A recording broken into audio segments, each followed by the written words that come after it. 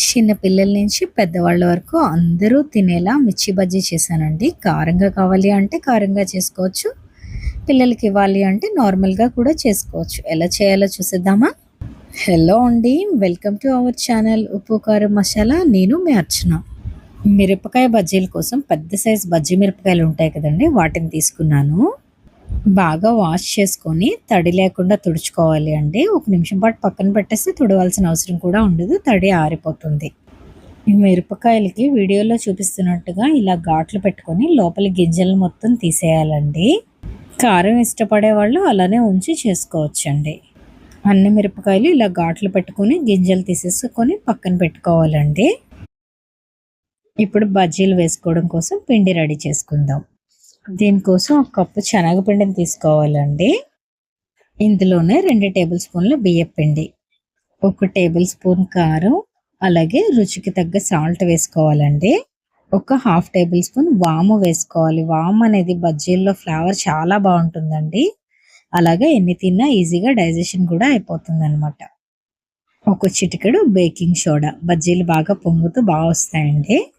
వీటన్నిటిని ఒకసారి బాగా కలుపుకొని కొంచెం వాటర్ పోసుకొని బాగా థిక్ కన్సిస్టెన్సీలో పిండిని కలుపుకోవాలండి. పిండిని కలిపాక ఒకసారి ఇలా వేలు పెట్టి చెక్ చేసుకోండి. మన వేలికి ఎంత థిక్నెస్ అయితే అంటుతుందో బజ్జీలు కూడా అంతే థిక్గా వస్తాయన్నమాట. ఈ థిక్నెస్ని బట్టి మీరు పిండి కొంచెం పలచగా ఏమైనా అయితే కొంచెం శనగపిండి యాడ్ చేసుకోండి.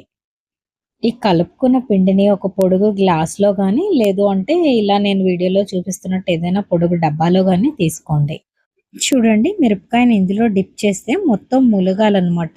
మనం తీసుకున్న గ్లాస్ లెంత్ అలా చూసి మనం తీసుకోవాలి. ఇలా డిప్ చేయడం వల్ల ఔటర్ కోటింగే కాదండి, మిరపకాయ లోపల వైపు కూడా ఇది వెళ్తుందనమాట. ఈ మనం కలిపెట్టుకున్న పిండి. దీనివల్ల బజ్జీలు కొంచెం కూడా కారం అనిపించదండి. మనం పిల్లలకు కూడా చక్కగా ఇవ్వచ్చు. స్టవ్ పైన ఆయిల్ పెట్టుకున్నానండి. ఆయిల్ బాగా హీట్ అవ్వగానే మిరపకాయలని ఇలా డబ్బాలో ముంచుకొని ఆయిల్‌లో వేసుకోవాలండి. ఇలా మనం ఎన్ని బజ్జీలు కావాలి అంటే అన్ని వేసుకోవచ్చు. వీటిని మంచి గోల్డెన్ కలర్ వచ్చే వరకు వేయించుకోవాలండి. చూడండి, మన బజ్జీలు రెడీ అయిపోయాయి. వీటిని సర్వ్ చేసుకునే ముందు ఒక ప్లేట్‌లో సన్నగా చాప్ చేసుకున్న ఆనియన్స్ తీసుకొని వాటిలో కొంచెం కారం, రుచికి తగ్గ సాల్ట్ వేసుకోవాలండి. అందులోనే వేయించిన పల్లీలు వేసుకోవాలి. అరచెక్క నిమ్మరసాన్ని పిండుకొని వీటన్నిటిని బాగా కలుపుకోవాలండి చేత్తో. ఇప్పుడు బజ్జీని మధ్యకి కట్ చేసుకొని కలుపుకున్న ఆనియన్స్ పెట్టుకొని తింటుంటే టేస్ట్ అనేది చాలా బాగుంటుందండి. ఒకసారి ట్రై చేశారంటే అస్సలు బయట కొనరండి. మీరు కూడా ట్రై చేసి మీకు బజ్జీలు ఎలా వచ్చాయో కామెంట్ చేయడం మాత్రం మర్చిపోవద్దండి.